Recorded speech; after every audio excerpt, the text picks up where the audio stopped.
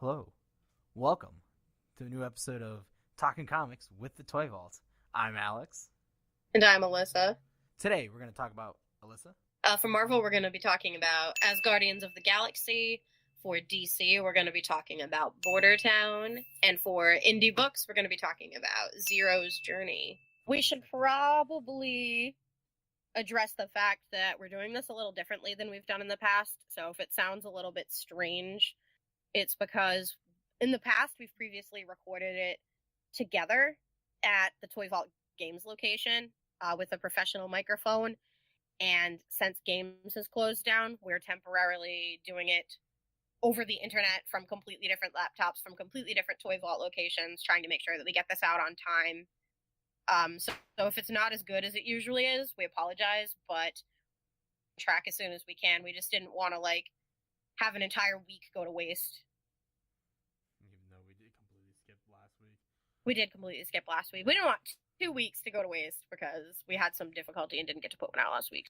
All right, so now we're going to kick it off with Marvel. We're going to start with As Guardians of the Galaxy, written by Colin Bunn.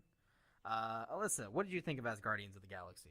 I think it's interesting, and for once, when I started reading it, I actually understood it because we did Infinity Wars, which it's tying into. So it's one of the few times that I've read the predecessor for the comics that we're doing. Look, we're getting caught up finally. This is an Infinity War tie-in, so it's one of the few series that it's coming out that'll be directly, of course, tying into the events of Infinity War. There are a few different tie-ins coming into Infinity War, and this being, I believe, the first one of the lot. One of the things that's pretty cool about it is it points out inside of the book when they make references to other past events, it tells you which series and issue it is. Like at one point, I think it says you need to reference Thor #4, and then I think it says Infinity Wars #1 at some point. So if you're not caught up, you can always go back to the issues that it's specifically referencing because it'll tell you exactly which ones you need, which I thought was kind of cool. It's a really great thing about tie-ins is they do that a lot, and I really like this one. It's all about people of Asgard, specifically Angela of Asgard, sister of Thor, coming back and gathering Brunhild Valkyrie, who shares a body with the archaeologist Angela Riggs, who in the events of the Fearless Defenders, Annabelle Riggs ended up dying, and Brunhild didn't like that. So she went to Valhalla, got her soul, and has her residing in her body. So they share the same body, which is interesting. So it's Angela, Valkyrie, Annabelle Riggs, of the Destroyer armor, Scourge the Executioner, Thunderstrike, and Throg, which is the Frog Thor. It's literally a frog Thor. Like a hippity-hoppity frog. Yeah. And then Thunderstrike is a Midgardian who has gained Asgardian powers. When Eric Masterson proved himself a true hero, he was granted the enchanted mace Thunderstrike by Odin. After Eric died in battle, Captain America gave the mace to Eric's son, Kevin, who soon proved himself worthy of the title and the weapon. So this is the original Thunderstrike's son, Eric. So these guys are the new Asgardians of the Galaxy, which is great. I love that title. So the whole issue is the crew coming together and finding out about this specific tomb from a planet and why Nebula is searching for it. Nebula is the granddaughter of Thanos. A little different than the movies, but in this comic series, she's the granddaughter of Thanos instead of the daughter. She does look visually similar to she looks MCU exactly Nebula, though. Same. Yeah. Almost exactly the same. It's eerie. I'm pretty sure that's Karen Gillan right there. And the Ragnarok that they're talking about in the comic is not the same as Thor Ragnarok. No, it's the actual Ragnarok, the end of days stuff. So it's all about the Asgardians of the galaxy gathering together to find out Nebula's true plan, which is all tie-in to the events of Infinity War. So if you've been keeping up with Infinity War, this tie-in is going to, of course, tie into the story. And if you haven't been, keep up with it. It's been pretty interesting. Issue 4 is going to be probably one of my favorites because it introduces Weapon Hex and Arachnite, which are just fusions of like different. It's Spider-Man with the Moon Knight clothing armor over him, and Weapon X, Laura Kinney, Wolverine, Weapon X with like the Phoenix Force, and then Sorcerer Supreme, Captain America, and like Thor, Iron Man, which is going to be amazing. And it references a lot of lore from like different belief systems and everything, which is pretty cool. But yeah, so Asgardians of the Galaxy is a really fun little tie-in series to the actual series, and I wouldn't mind actually seeing a monthly series with this crew. I like almost all of these people, especially Throg. He has the most charisma in this entire motley crew by only saying Ribbit, essentially. But it's tying into the events of Infinity War, so if you really like the Infinity War comic series right now, read Asgardians of the Galaxy. You will not be disappointed. Definitely. Anytime there's tie-ins to something that you're pulling, you should always probably read the tie-ins, because they're always going to be intrinsical to the story, so... Yeah. Intrinsic. And if you get a series on your pull list, you can write all tie-ins on your pull list, and that'll be added right to your box when you. That's true. That way, if anything comes up that's actually tied into it, we can just put it aside for you, so that you don't have to worry about missing out or keeping track of it yourself and figuring out which of the different comics you actually need to be reading. Yeah. So that's it for Asgardians of the Galaxy. I don't feel like we didn't want to go too heavy into the story, just because it's a tie-in to a major series with a lot of different plot going on right now. So we just want to make sure that going into it any deeper would probably just spoil it. Yeah, so we want to get you guys to understand that you should be reading Asgardians of the Galaxy. It was super great. I like it more than Infinity Wars, honestly, but it's Cullen Bunn. Cullen Bunn's really good. I like it's a fun story. It is. I would honestly read like a really good like monthly series with this. I kind of hope we see more, honestly. All right. Next up, we're moving into our DC book. Border Town, which was chosen by you. Yes. Border Town is an amazing story. It is actually under the DC and Vertigo imprint, mostly under the Vertigo imprint now. Which, the Sandman book that we did is also Vertigo. Yes. It is written by Eric M. Esquivel, and it is an interesting story. First of all, this story is rated M for mature. This is definitely not for kids. So absolutely not. This is not a kid's book. Most Vertigo books that we talk about are probably going to end up being more adult orientated. Yeah, I feel like it's I don't want to say dark DC, because DC is pretty dark on its own, but I would say it's got a lot more like dark adult oriented themes to it. There's a lot more like underlining political statements, and language is a lot heavier. Even the art, like when you compare it to like maybe like a DC Batman book or something, as compared to like Border Town, the scenes that are gory are gory. Like they're not going to allude to it. They're going to show you a body and blood. Very much so. So parents, be warned.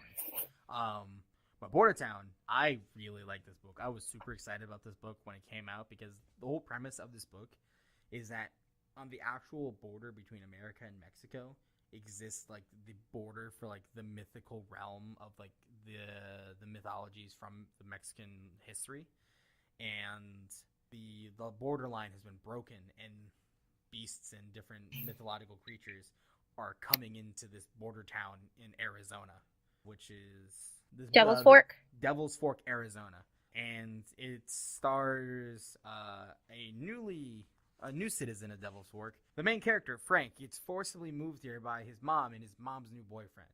An attempt to give him a fresh start. This whole story is about him getting introduced and integrated into this new school. So basically the main character, Frank, who it seems like his name might be short for Francisco, but they cut him off before they actually name, but I'm thinking that that's probably what his first name is. Bad at his old school and gotten expelled. So him, his mother, and his mother's new boyfriend have moved out to Arizona to this place, Devil's Fork, to get a new start. And they find out that even though it's Arizona and it's pretty close to the border, that the majority of the people who live in this place are super racist and not very welcoming to people who aren't them. I'm going to say it without spoilers. I mean, that was perfect. That was great. Okay, cool. Yeah, no, that was perfect. That was amazing. Then, as the story progresses, we start seeing some of those mythological creatures, and it starts giving us like a little history on like the lore, not like the heavy lore of it, but like how people view them and how people see them. Then later on in the book, we start seeing like the mythical elements of the creatures coming through, and different people seeing them and how different people view these monsters. It's really fun. If you've liked any of like the Mexican like folklore, like the Chupacabra and like the Land of the Dead and all that great stuff, like this book is gonna get super heavy into it. It's gonna talk about like the magics of these beasts and realms, and it's amazing. However, if you're one of those people who really doesn't like when, your entertainment mixes with politics or when things play too heavily on the real world, this probably isn't the book for you. However, if you're somebody who's into that sort of thing and likes it when, I would say, like when the media finds ways to portray very real situations in almost like a fantasy setting that helps you better understand it, I feel like this book is awesome. It's honestly a really great book. I'm definitely adding it to my pull list. I was super excited about it when I just read the base premise before it came out, and I'm like, I'm getting this book. I'm for sure going to pull this. I'm really glad that you decided to pick this one because I'm really into it. I think it's interesting. The monster kind of almost reminds me of like the Boggarts in Harry Potter, where like they're different to everybody who sees them and they take the form of the thing that scares someone the most. And so great. It's very interesting to see what is the scariest thing to some of these people. It's a really good it's a really good insight into how a lot of very real people think about people that aren't them and people that aren't familiar to them. Bordertown, pretty steeped in politics, very adult oriented, but is a very well done book, and I'm super excited to read more of the story. The few characters that we've gotten to see, I've actually really enjoyed. Mm-hmm. Especially one of them. If you can figure out which one of them is my favorite character, add it to the comments. If you're right, I'll let you know. Strangely enough, though, even though this book is rated mature, like if you're okay with your teenagers dealing with a bit of illustrated gore and kind of heavier language, I would actually suggest this book for teenagers because I feel like if you're cool with your teenagers dealing with some illustrated violence and dealing with heavier language and heavier themes, I think that it's actually a pretty good way to put into perspective the things that are actually happening in the world right now. Or sometimes it's easier to understand things when you're seeing them from an outside perspective and almost like a fantasy setting or a setting that involves different characters other than yourselves, because it's a way to look at it from the outside and see exactly what kind of monsters we're dealing with in reality, because it's easier to look at them as monsters when they have fangs and they're dripping blood. But if you kind of replace that with a real person, maybe they can actually understand why this world needs to get better. Very well put. I like that a lot. And with that, we're going to move on to our final book, something a little more lighthearted. Alyssa, what is it? So this one is actually independent, and it is through Tokyo Pop, and it is called Zero's Journey, and it's actually about Zero, who's the ghost dog from the Disney film Tim Burton's The Nightmare Before Christmas. I've always loved The Nightmare Before Christmas, like my entire life. That's a shock.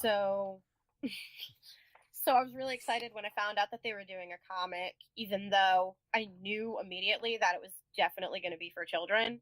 Oh, yeah, of course. But one of the really cool things about this book is that it's set up in the style of a manga. If you haven't read a manga before, it means you read it from the back to the front. It's a little right to left. Yeah, it's a little jarring at first because even I got kind of thrown off, and I tend to read panels in the wrong directions because I'm not used to it. But once you kind of like get used to the flow of it, it's pretty good. This is definitely for all ages. It's geared towards younger kids, I would say. Like if you have kids who are just now getting into reading comic books, this is the level you would want them to be at. We did the Disney Frozen comic a couple episodes ago. That one I would actually say is for a higher reading level than this one is. This one's definitely geared towards like a younger audience. It's super colorful. The speech bubbles are huge. The lettering is huge. The titles are a little more bolded. It actually took them like forever to release this issue too. They sent out like a cute little flyer to all of the like comic book companies and everything about how Zero has lost his way and they're trying to get him back to us as soon as possible. Basically just explaining why it's taken them so long to put this book out. That's adorable. Appropriately enough, this book is actually about Zero being lost. In the movie, Jack has to go through like these magical trees to be able to travel between the different holidays, which come from all these like different lands. So in this one, Jack has basically like a magical remote that he can use to zap between the worlds instead of having to go through the trees. So Jack has gotten substantially more lazy since the ending of the movie. I mean, if you just magically transport between realms, why wouldn't you? Why would you have to walk through doors when you just click the remote? Like, if the TV's on a channel and it's on the wrong channel, I'm just going to watch that channel if I can't find the remote. Yeah. So, Jack accidentally activates his magic remote and sends Zero to Christmas Town. But he doesn't know where Zero is. Zero just kind of goes poof, and Jack's trying to find him, and Zero's trying to find his way home. So, Zero is in Christmas Town with Mrs. Claus, who is trying to teach him about Christmas and why Christmas is better than Halloween. This entire issue is about how wrong Mrs. Claus is. I mean, isn't that the whole point of, like, the Nightmare Before Christmas? In the first Nightmare Before Christmas, alright, Jack is basically just bored with doing the same thing all the time and decides that he's going to do Christmas instead of Halloween because he wants some change in his life, because it's getting a little bit repetitive. He's pretty bored. And he wants to find something else new and exciting. So when he finds Christmas and it's just so completely different than what he's been doing, he thinks it's great and he wants to participate. And then basically Santa ends up telling him that, like, you can enjoy Christmas and be a part of Christmas without completely ruining it and making it spooky. But in my opinion, spooky Christmas is way better than regular Christmas. I mean, isn't that how you celebrate Christmas every year, Alyssa? Spooky Christmas? Yeah, absolutely. Yeah, I mean, like, it's cute. It's really, really cute. The art inside of it's, like, very, very pretty, book-esque. But this entire issue is just showing Christmas Town and how Zero doesn't really feel like he fits in there, and Zero just wants to get home to Jack. And so they decide that the way that he's going to do that is going to be by traveling with Santa on Christmas Eve, because there's going to be a full moon, and in the light of the full moon, they can see where the trees are and get Zero home through his correct tree. I don't know how often the issues are going to come out. That's really the only negative side here. I know issue 3 is supposed to come out pretty soon, because I remember when we got the paper that was talking about how long it took for us to get issue 2. It did say something along the lines of, like, issue 3 coming out pretty soon after issue 2. I don't know how many issues are actually in this run. I really only pulled it because it was the Nightmare Before Christmas, and I was down with that, so... So if you're interested in the storyline for you or your kids, you know, add it to your pull list, and when the next issue comes out, you'll have it. So you won't forget about it, and you won't miss it. And plus, if you come to pick up your comics every week and you have your kids with you, and your kids want to start reading comics too, you can always add it to your pull. So that way, when you go get them, it can be something you guys do together. It can be an exciting Wednesday thing where the both of you go to pick up your new comic books. You each have your own book to read. You don't have to worry about the whole, like, where's mine sort of thing. And I mean, like, for the most part, they're really not expensive. I mean, like, at cover price, most comics, I'm saying most because they do vary, are $3.99. So I mean, like, and then if you do have a pull list with us and you want the issues every time they come out, you get 20% off. And I mean, like, it's really not a bad amount of money for something that you can keep up with that's going to be continuously entertaining. And the best part is, if you're doing it for your kids, it'll get them reading. Very well put. All right. And now we're going to move on to the end of this, and we're going to talk about a few comics that are coming out next week that we're interested in. You should check out, even if we don't get the chance to talk about them. Alyssa, what are you looking forward to? So next week is issue 2 of the series Crowded, which we actually talked about issue 1 on this channel. I'm not sure when it was. It was probably like maybe 2 episodes ago. Like I said, it was probably like an episode or 2 ago, but I really, really liked it, and issue 2 is coming out, so I did add it to my pull, and I am going to read issue 2. Also in the independent category is a new book that's starting in issue 1 that's called Cemetery Beach that I think sounds really cool. It's basically about a guy who breaks out of a torture cell and he has to escape. It's like really hard for me to explain what it is, but we've had the flyer for it in the store like forever, and the artwork for it just kind of looks like old school punk rock flyers. So that kind of caught my attention pretty hard, and I really want to read it. So I'm not even sure entirely what it's about, but I've had it on my pull list for a couple of months. So now that it's finally dropping, I'm hyped that I get to actually read it. Yeah, I'm looking forward to Iceman #1. It's a continuation of the previous 12-issue Iceman series that came out, and I mean, I quite like the new Iceman. It's Bobby Drake dealing with the revelations of his younger alternate timeline, present, past self, realizing that he's gay, and then it's just Bobby Drake coming with dealing with like the results of that and him just being himself. And I really liked how it was done in the first Iceman solo series they did after that. And then I'm also looking forward to the new Plastic Man #4 that's coming out. Plastic Man #4 is a part of the 6-issue Plastic Man series written by Gail Simone, and it is amazing. Plastic Man's been missing from the DC universe for a while, and because of Metal, he's back. And I personally am just in love with this series. It's so well done. It's just great. There's really not much to say as far as I'm concerned about DC this coming week. There's not really anything that I'm too hyped on. There's a Catwoman #3. There's a few trades coming out too, which would be interesting to take a look at. Justice League volume, a Nightwing volume. Looks like All-Star Batman #3. The absolute edition of the Killing Joke's dropping next week, so that's something to check out too if you like the Killing Joke. The absolute editions of these books have been amazing. Oh yeah, that's worth it. I've read Killing Joke. I really like Killing Joke. So I'm curious as to what is different about the absolute version, so I'm probably going to check that out. This has been this episode of Talking Comics with the Toy Vault. I've been Alex. I'm Alyssa. And we'll catch you next week. He waved again. I like waving, alright?